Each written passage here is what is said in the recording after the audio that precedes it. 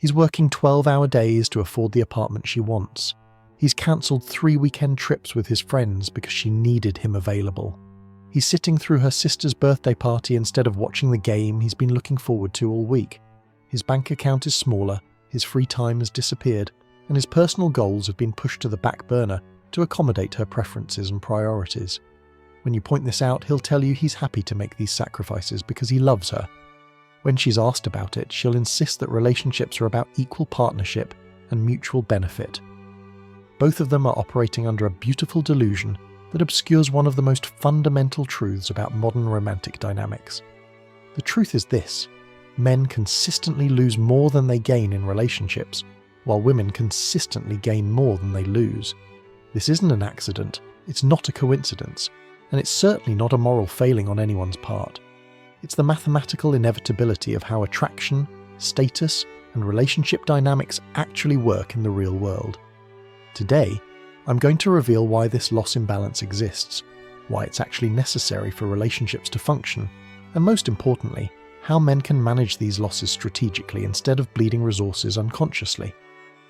Because understanding this dynamic isn't about becoming bitter, it's about becoming smarter.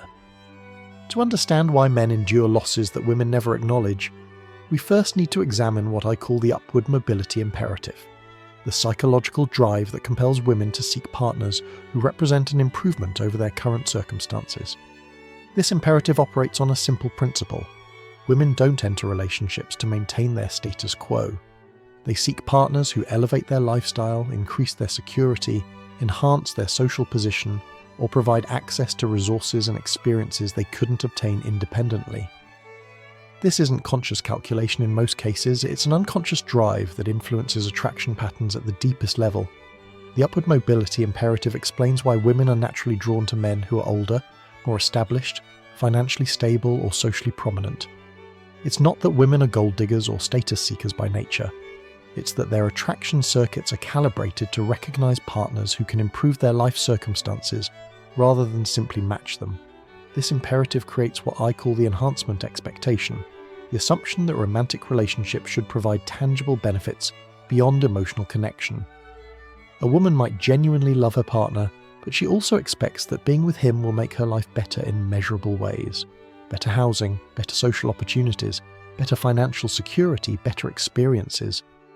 The imperative also explains why women often lose attraction to partners whose status declines, or who fail to continue providing upward mobility. It's not that they're shallow or materialistic, it's that their fundamental relationship programming is designed to seek improvement rather than accept stagnation. Understanding the upward mobility imperative is crucial, because it reveals why relationship dynamics are inherently unequal.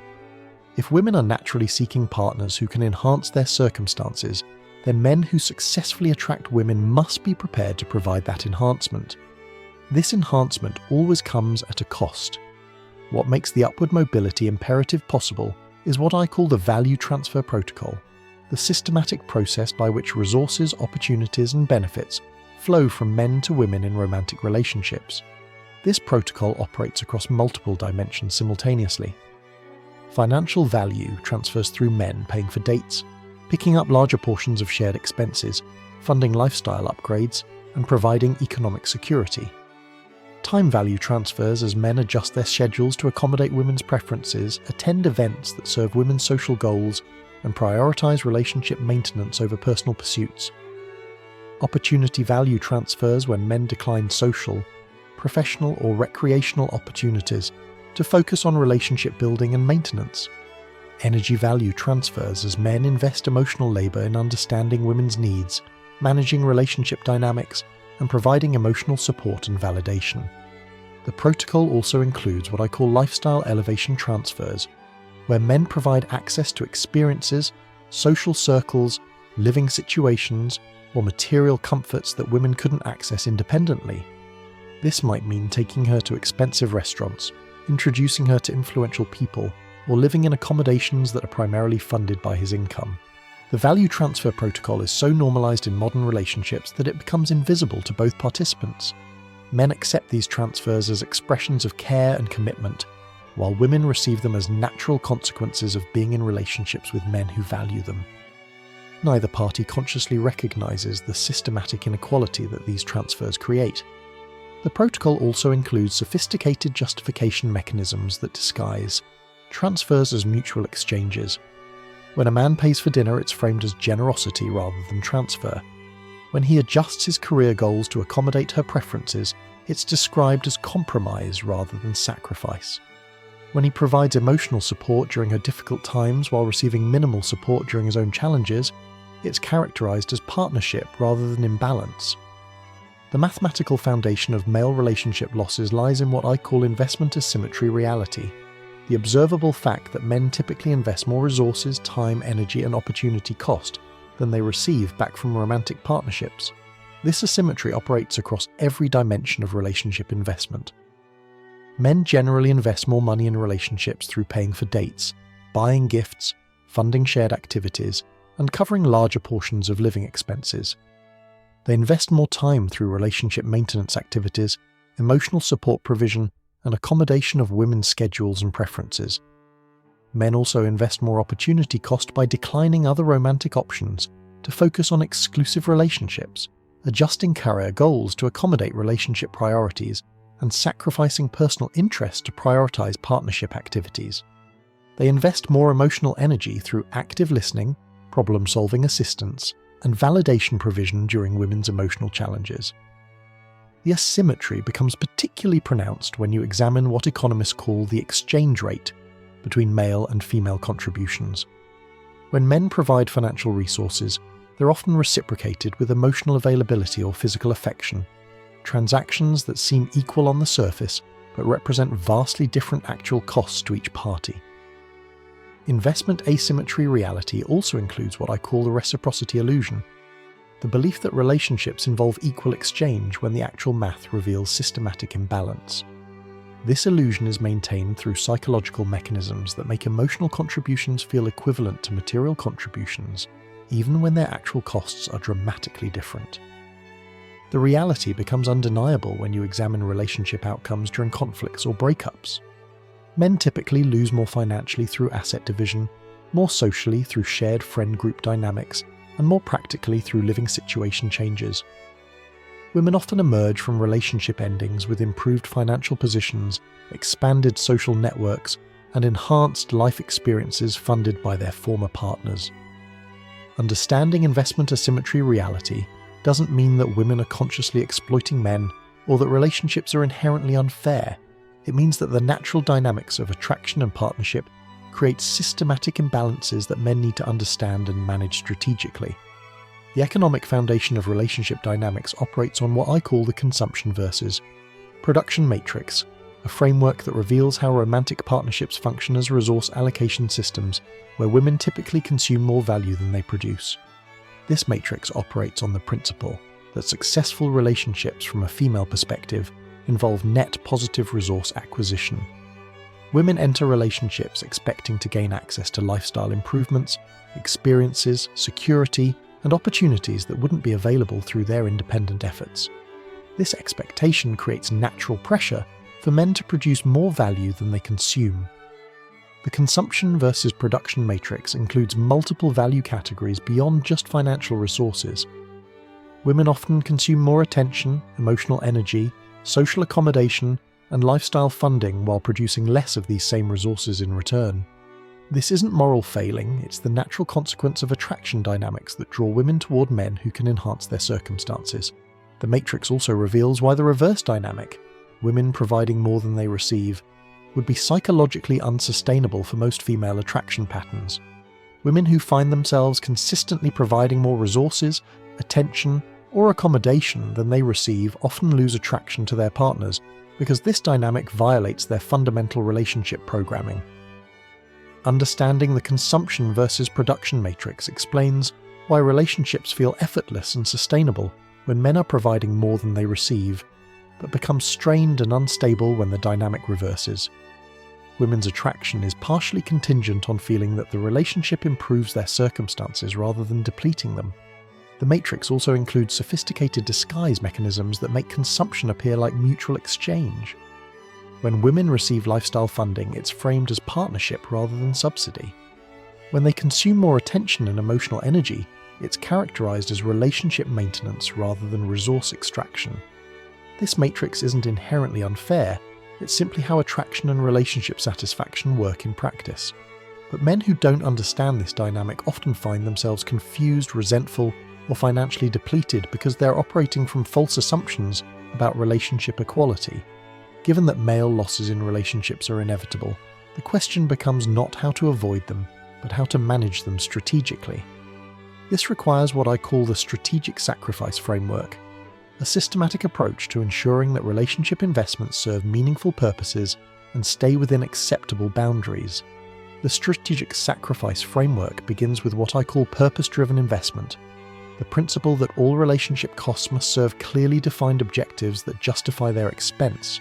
Without overarching purpose, even minimal investments can feel wasteful and resentful. With compelling purpose, substantial sacrifices can feel worthwhile and sustainable. This framework requires men to identify their actual relationship goals before making major investments. Are you seeking casual companionship, serious partnership, family creation, or social status enhancement? Each goal justifies different levels of investment and creates different boundaries for acceptable loss.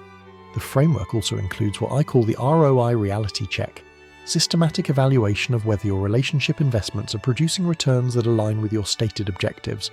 If you're investing family creation level resources into a casual relationship, you're operating outside strategic parameters and likely headed for regret. Strategic sacrifice also involves understanding that different women require different investment levels to maintain attraction and relationship satisfaction. A woman who brings substantial resources, social value, or rare qualities to the relationship may justify higher investment levels than someone who provides primarily companionship and physical attraction. The framework includes timeline considerations that account for how investment requirements change throughout relationship development. Early-stage relationships typically require lower investments focused on attraction building, while long-term partnerships may require substantial investments in shared goals like home ownership or family creation. Most importantly, the strategic sacrifice framework includes clear boundaries for what constitutes unacceptable loss. These boundaries should be defined in advance and maintained regardless of emotional pressure or relationship manipulation tactics. The most crucial element in managing relationship dynamics is developing what I call the acceptable loss doctrine, a personal framework that defines which sacrifices serve your goals and which represent unsustainable resource depletion. The acceptable loss doctrine operates like military strategy, where commanders must balance the costs of achieving objectives against the value of those objectives. Some battles are worth heavy casualties because they serve essential strategic goals. Other battles should be avoided entirely because their costs exceed any possible benefit. In relationship contexts, acceptable losses are investments that advance your genuine objectives while remaining within your resource and emotional capacity. If your goal is family creation with a high-quality woman, substantial financial and opportunity costs may be entirely justified. If your goal is casual companionship, much smaller investments should represent your maximum acceptable loss. The doctrine also includes what I call the sustainability principle, the requirement that relationship investments must be maintainable long-term, without creating resentment, financial stress, or personal depletion. Investments that feel sustainable during the honeymoon phase often become unbearable burdens during routine relationship maintenance. Acceptable loss calculation must also account for your alternatives and opportunities. A man with abundant romantic options can afford to set stricter boundaries and lower loss tolerance because he can easily replace relationships that become too expensive. A man with limited options may need to accept higher costs to maintain access to romantic partnership. The doctrine includes emergency protocols for when relationship costs exceed acceptable parameters. This might involve direct conversation about rebalancing dynamics, temporary investment reduction to test relationship stability, or complete relationship termination if fundamental incompatibility becomes apparent. Developing a personal acceptable loss doctrine requires honest assessment of your goals, resources, alternatives, and emotional tolerance. It also requires the discipline to enforce your boundaries even when emotional manipulation or social pressure encourages boundary violation. Managing relationship losses effectively requires what I call the resource allocation strategy, a systematic approach to distributing your time, money, energy, and opportunities across relationship investment and personal development. This strategy operates on the principle that total life resources are finite, and every resource allocated to relationship maintenance is unavailable for other objectives.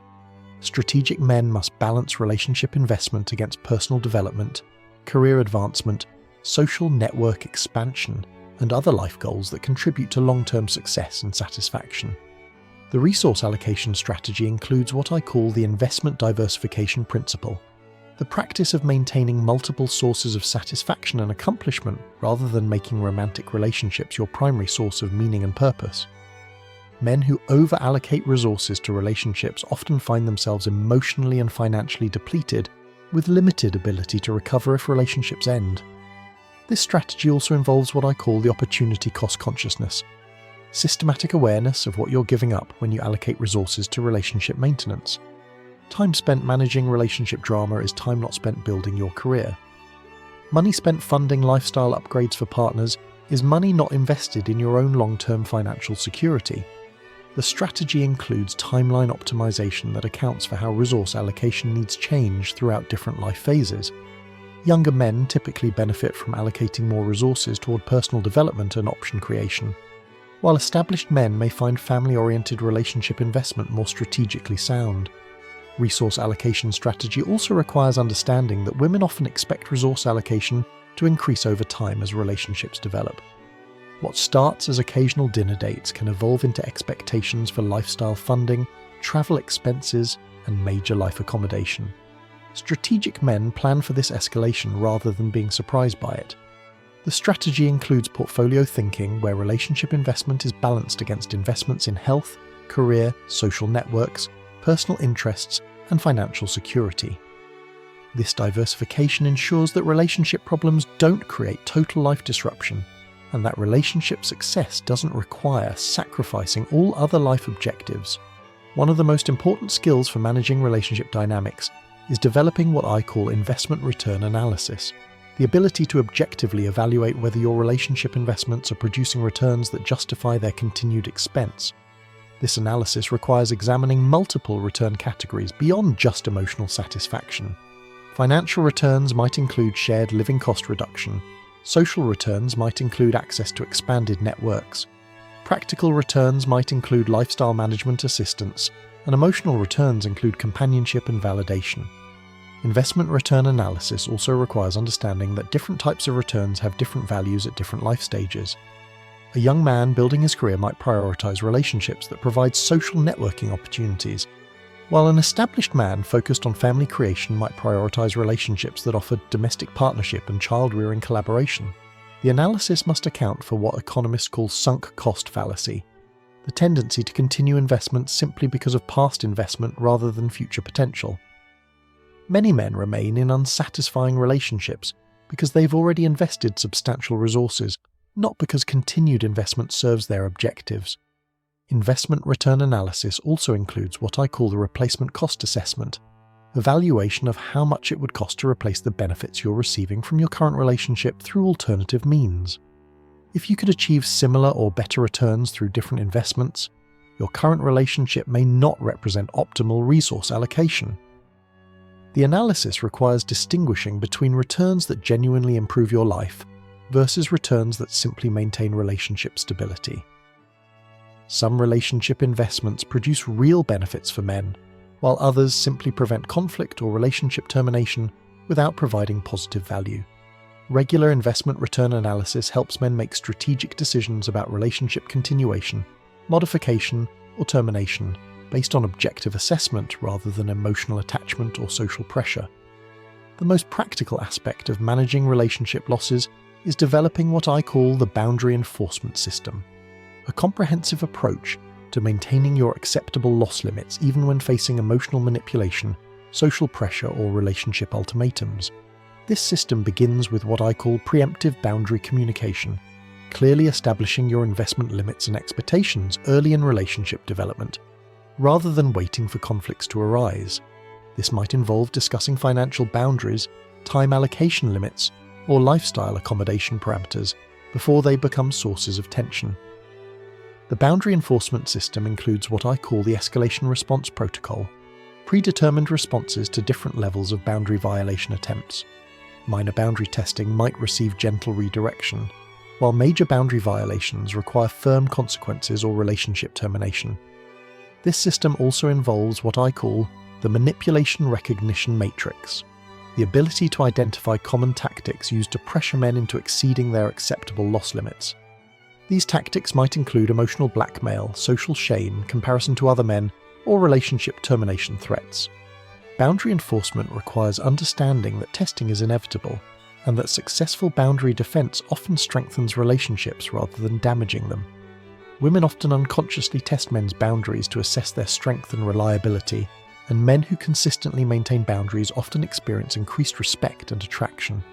The system includes what I call the support network integration, ensuring that you have friends, mentors, or advisors who understand your boundaries and can provide objective perspective when emotional pressure makes boundary enforcement difficult. Effective boundary enforcement also requires economic independence and emotional resilience that make relationship termination a viable option rather than a catastrophic threat. Men who can't afford to lose their relationships often can't afford to maintain their boundaries. Sometimes the most effective relationship management strategy is what I call the strategic withdrawal protocol, the systematic reduction of investment to test relationship stability and recalibrate dynamics that have become unsustainable. Strategic withdrawal operates on the principle that many relationship problems stem from overinvestment that creates entitlement and reduces appreciation. By temporarily reducing investment levels, men can often restore healthy dynamic balance and eliminate unsustainable expectations. This protocol includes what I call the investment reduction experiment, systematically decreasing various forms of investment to observe how the relationship responds. Does reduced financial investment lead to appreciation or resentment? Does less emotional availability create attraction or conflict? Does decreased accommodation generate respect or manipulation? Strategic withdrawal also serves as a diagnostic tool for assessing relationship authenticity. Relationships based primarily on resource extraction often collapse quickly when investment decreases, while relationships with genuine emotional connection typically survive temporary investment reduction. The protocol includes what I call the attraction recalibration process, using temporary withdrawal to remind women of your value and restore appreciation that may have been eroded through over-availability or over-investment.